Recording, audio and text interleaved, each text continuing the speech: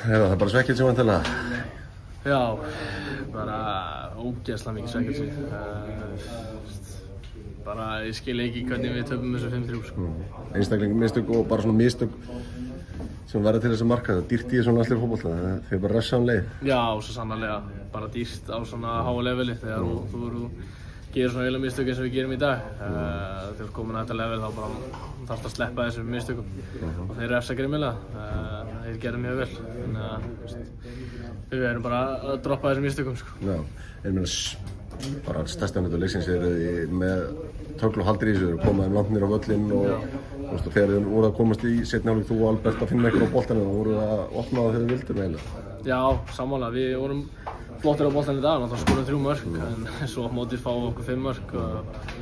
En við höldum þeim alveg vel niðri, lengi af spiltímanum.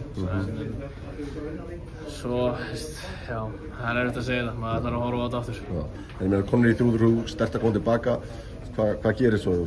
Og graðir að sækja sigurinn í staðan fyrir að kannski þiggja stig? Já, ég held að það sé bara rétt í það. Ég held það sko, hafa tilfinningin á vellinum. Bara...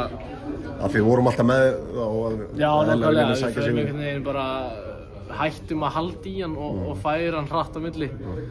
Förum aðeins meira djúpt, sem maður er sjálfur ábyggur. Maður langaði að fara og vinna leikinn, sem er eðlilegt. En svona eftir að hyggja hefði maður kannski bara átt að virða stigið og taka þess aðeins rólegra og halda betur í hann.